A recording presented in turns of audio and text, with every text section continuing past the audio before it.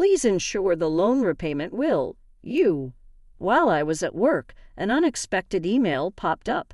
Upon hastily reaching out to him, Greg calmly began to explain, "Oh, sorry about that. I've fallen for someone else and decided to start a new life with her." Furthermore, he revealed his plan to take the luxury car recently purchased in my name with a loan. Despite my attempts to dissuade him, my husband ignored me, abruptly ended the call, and became unreachable. In the end, Greg disappeared with his mistress, leaving behind a substantial debt. As a mother to our 10-year-old son, I never envisioned such an unfair situation. I found myself at a loss, unsure of what to do, my mind going blank. At 35 years old, my name is Hannah, and my husband Greg is the same age. We were a family of 3, including our intelligent 10-year-old son, Ryan. Ryan had displayed remarkable intelligence from a young age, reading papers on the computer and seeking my opinion on complex topics. In contrast, Greg was unstable, never holding down a steady job. Despite my full-time job and concerns about our future, Greg had recently maintained a stable income for 3 years. Lately, Greg spoke of making memories as a family, leading us to decide on buying a $35,000 camper van. However, due to Greg's inability to pass the finance company's loan review, I ended up taking the loan for the car. On the eagerly awaited delivery day of the camper van, I received an abrupt email from Greg stating he would graciously take the delivered van since the loan was in my name and I would handle the repayments. Confused, I called my husband immediately, only to hear him confess, "Well, I've fallen in love with another woman and decided to date her. I intended it to be just a fling, but it turned serious, so I'm thinking of starting over my life with her. Bye." He mentioned the divorce papers we had discussed during a previous fight, declared he would file them, and unilaterally ended the call. This exchange marked the first time I realized I had been betrayed by Greg, a shocking blow. Subsequent attempts to contact him yielded no response. When I returned home from work and checked the drawer where the divorce papers should have been, they were already gone, leaving me burdened with a significant debt from a $35,000 loan. Despite my repeated attempts to reach out to my husband through emails and calls, I never received a reply. Ryan, noticing my unusual behavior, came to check on me with concern after dinner. "Mom, what's wrong? You haven't been eating much lately. Are you okay?" Yeah, maybe I'm just tired," I replied. When people lie, they look up to the right. Lying is bad. I've noticed Dad hasn't been home for 3 days. Did something happen between you two? Startled by Ryan's sharp words, I took a deep breath to calm myself, feeling that I could no longer hide the truth. I decided to tell Ryan everything. "I see. It's just like Dad to do something like that. Aren't you sad?" he asked. "No, I kind of understood from how things were going," Ryan replied. Ryan, seemingly foreseeing the future, appeared unconcerned about our parents' divorce, but I knew he must feel sad in his heart. While silently apologizing to Ryan in my mind, I worked desperately, trying not to think about the dreadful events. However, my body was honest, and gradually my health deteriorated. There was a training session planned at work that day, but I couldn't stand up and ended up squatting down. "Sorry, I can't stand up right now. I need to take a break." I heard my colleagues' voices full of concern, but I couldn't respond and collapsed. When I regained consciousness, I found myself in a hospital room. I received a diagnosis from the doctor that I needed detailed examinations, and I was admitted to the hospital. Hannah thought, "I feel so pathetic. It's supposed to be just emotional stress." Looking at the IV drip in my arm and the white ceiling of the hospital room, tears naturally started to flow. At that moment, Ryan, who is usually calm, rushed into the room with an extremely worried look, prompting me to quickly wipe away my tears. "Mom, what happened? Is it serious? You're not going to die, right?" Of course not. I wouldn't leave my dear son alone. Ah, that's good, really. I was called by the school teacher and told that you were taken to the hospital. I was so shocked my heart nearly stopped. Ryan, who is usually mature for his age, is still only 10. I felt a strong resolve to get better for his sake, but my condition was worse than I thought. I was diagnosed with a serious illness. The doctor advised you should have surgery as soon as possible. Please make a decision quickly. Following the doctor's advice, I underwent surgery. By the time I was discharged, it had been a month since Greg had left. When I returned home and opened the mailbox, I found a demand letter for the car loan payment. Hannah thought the repayment should have been automatically deducted from my account. In panic, I checked the account balance with my cash card. The balance, originally $20,000, was now only $33.90. Hannah thought Greg did this. I wanted to ask him to return the money, but I couldn't contact him. What should I do? Since I don't have the camper van, I can't sell it. After Greg left, everything seemed to be going in a bad direction, and my mood sank deeper. Seeing me saddened by my series of misfortunes, Ryan put his hand on my forehead. You look pale. Are you feeling sick again? You don't seem to have a fever, though. I'm fine physically, but you see, your father not only took the car, but also all the money we had saved. I can't work due to my physical condition, and now we have no money. I'm at a loss. I see. Then I'll deliver newspapers and I'll search the internet to see if there's any work I can do, encouraged my 10-year-old son. I told myself that it wasn't the time to be down. Sorry for worrying you. I can't afford to be weak. I'll change my mindset and try to do whatever I can, I said, smiling at him. Ryan also smiled back and then said something unexpected. Let's plan how to get the car back from Dad. How can we do that? The camper van is in your name, right? Yes, but what about it? Maybe we can. Ryan suggested an idea that I couldn't even imagine. I had never thought such an idea could exist. Also, I have no idea where your father is. Then let's check on my phone. A month ago, when we went hiking as a family, surprisingly, Ryan, who is usually very reliable, felt lost. At that time, we bought a kid's cell phone on suggestion and installed the GPS app on it, which both Greg and I could access. With this app, I can see where Dad is in real time, and he's been moving around a lot. Oh, is that so? But what if we find him and he just says something vague and escapes again? As I pondered this, Ryan smiled and made an intriguing suggestion. Don't worry, I've already taken precautions.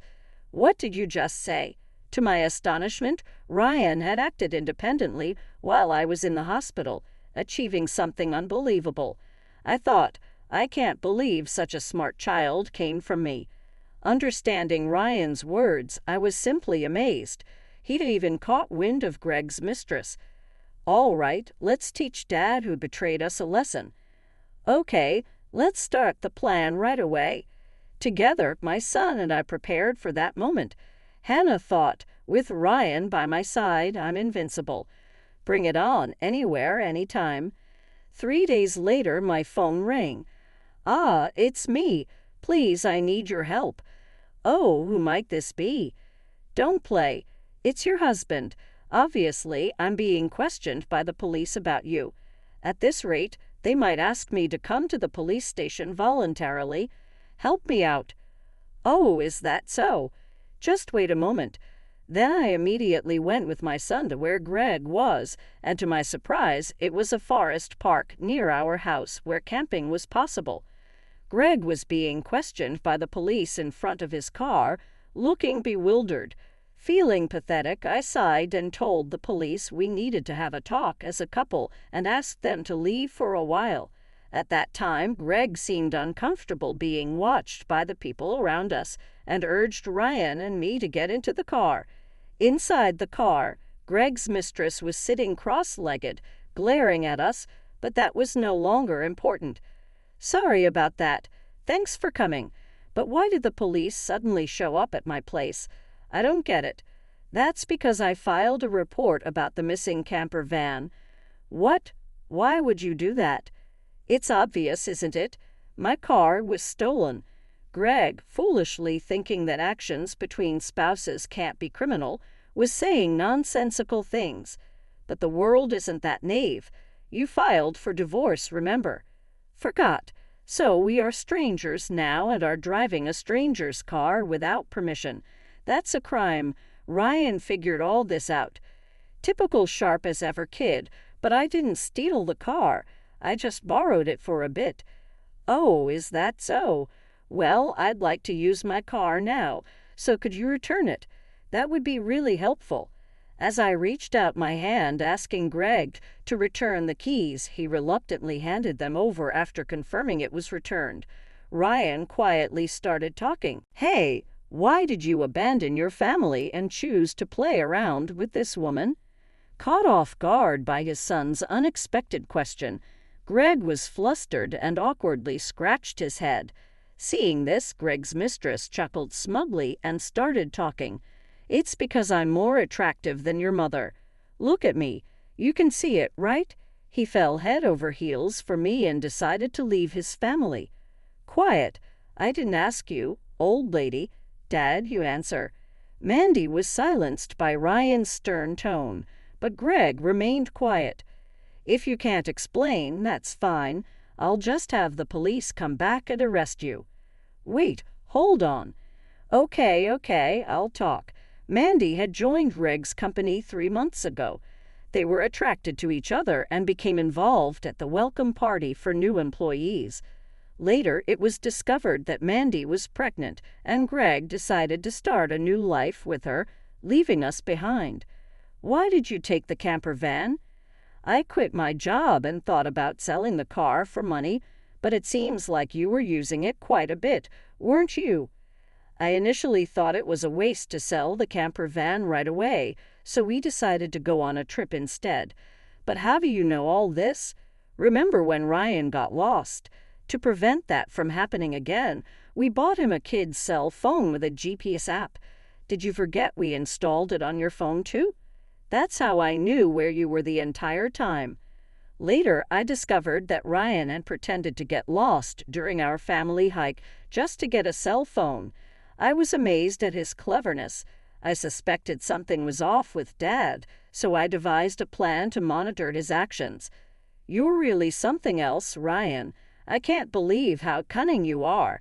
I never want to become an adult like Dad who betrays important people without a second thought. I told him. Greg, facing the harsh truth revealed by Ryan, could only stand there helplessly. It was heartening to see Ryan, only 10, able to think and speak so assertively. As a mother, I felt a renewed strength and resolve to address the situation properly. Also, return the $20,000 you withdrew from my account immediately. That money was joint property. I don't have to return it, Greg said. That money was what I saved little by little since I was single. You always quit your jobs midway, so we hardly saved money together. I was horrified to learn that the $20,000 had been squandered by Greg and his mistress. This was the moment I felt a huge relief about divorcing him. But if you stole and used the car and my money, that's a serious crime. What? I just sent the police away. It's not their business anymore, right? Greg asked. I only said we would talk. I had no intention of withdrawing the complaint. I needed to add the theft of my money to the report. Should I call the police now? I can do it with just one button on my phone. Mandy, Greg's mistress, had been watching our conversation, but quickly tried to leave the camper van. At that moment, she screamed as she saw her parents standing outside, their faces red with anger. I'm sorry. Don't be so angry, but why are you here? Mandy asked her parents. I called your parents beforehand, I said. During my hospital stay, Ryan visited Greg's office and tearfully told them that his dad left the house with an unknown woman, and I collapsed. Seeing Ryan's sorrowful state, the people at Greg's office suspected Mandy. They had seen her with Greg at the office and suspected her when Ryan gave them her parents' address. After learning from the office staff that you commuted from your parents' house, I went there with your photo, and your parents came out when I visited. I explained everything that had happened. Today, I contacted Mandy's parents and asked them to wait nearby. How could you do this to me? This is the worst, Mandy said. I don't want to hear that from you. That's my line. By the way, your stomach seems quite big. When is the baby due? I asked. In 3 months, Mandy replied. What? That doesn't add up with when you met my husband. You two met only 3 months ago. What's going on? I asked. Greg, hearing this for the first time, stared at Mandy in shock. What does that mean? Are you stupid?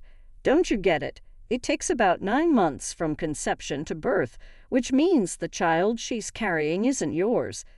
You're so foolish, Mandy said. What do you mean? Have you been deceived? I almost got away with it. I can't help it now that I'm caught. You're so naive. You can't see through lies at all. Really a fool. Don't mock me. My whole life is ruined because of you, Greg said, glaring at Mandy. Greg and Mandy began an ugly argument, but nobody intervened. Meanwhile, we contacted the police again to explain the situation. As it started to get dark, the forest park was brightly lit by the red lights of the police cars. No, really, I was wrong. I'm truly sorry. I'll work hard and never cheat again.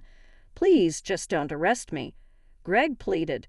Dad, people don't change that easily, especially lazy people like you. Ryan said. Exactly. I can't trust you at all. Reflect on your actions and pay for your crimes at the police station. If I get arrested, I won't be able to pay back the money. Is that okay with you? Greg asked. I don't mind. Pay me back after you've atoned for your sins. Take your time. Don't worry. I've already found you a place to work. Let's see, there's Ryan's child support, plus the $220,000 you stole from me. I'm not sure how much it will all add up to, but you'll work and pay it all back. I had one last thing to say to Mandy, Greg's mistress. You might think you're just an onlooker, but don't forget you're an accomplice to Greg's theft. Be prepared for that. When I told them that Mandy would have to pay if Greg couldn't return the stolen money, she shivered in fear. Mandy asked her parents for help, but they refused, saying, We disown a daughter who causes trouble for others. Thus, Greg and Mandy were taken away in a police car together.